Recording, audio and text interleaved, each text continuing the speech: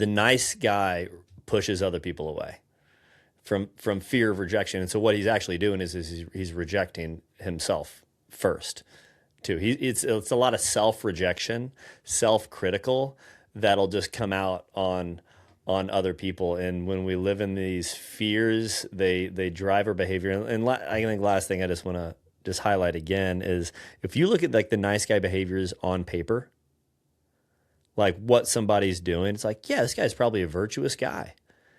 He's serving all the ways he should be serving. He's, working, the hours he's supposed to be working. He's caring for his family. I mean, at least on the surface, but inside, and hopefully if you're listening to this, you're like, oh shit, that's me. He's dying inside. And he knows the behaviors are from the false self, are birthed out of fear of if I say something, I'm going to get hurt, or fear of if I have conflict, I'm going to get rejected. I will. And it's like the amygdala is so powerful, and like literally fear, like the core wound of fear, like the core lie of fear. It used to make sense. If you're walking in the Serengeti or the sub-Saharan desert and a saber-toothed tiger comes at you, your brain thinks, I'm going to die. And it releases performance-enhancing drugs into your body and you run. Now the fear is it's the same chemicals flowing through your body, and the thought is, I'm going to die. If I speak up, I will die. Yep. If I say something, I'll be abandoned. If I'm not good, they'll leave. And when you have somebody in your life where you can start to be honest, you can start to like put down the armor, and they can start seeing you for who you really are.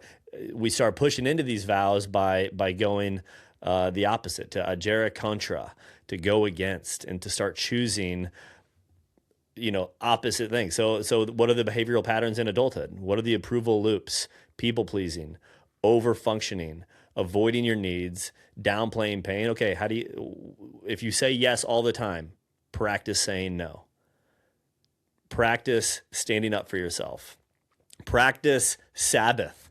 I think the nice guy has a really hard time slowing down and not just saying yes and meeting everyone else's needs and overworking. And he avoids his own. Start asking, and again, I think we've talked about this before, but don't even ask, like, is this a need or is this a want?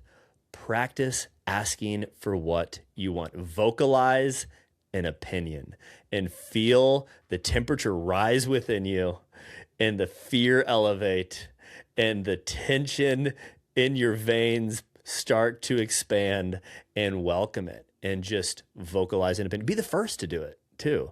Share an opinion. And then just be honest about, like, don't downplay pain, acknowledge what you're experiencing and go against these patterns that are formed. So a lot of the integration of what are we calling this, series? Is it killing the nice guy? I don't think, as you said, Joe, that's it. It's integrating. It's leading. It's transforming him, and we do it by like becoming aware of where my story, what in my story is showing up now. How do I have compassion on that little boy within me? Really, it is that, and saying, hey, we got this, and let's start standing up for ourselves, so that I can lay down my life. Because if we bypass that part, then it's like, well, it's a false laying down of life that doesn't lead to life and fruit in the kingdom. Yep.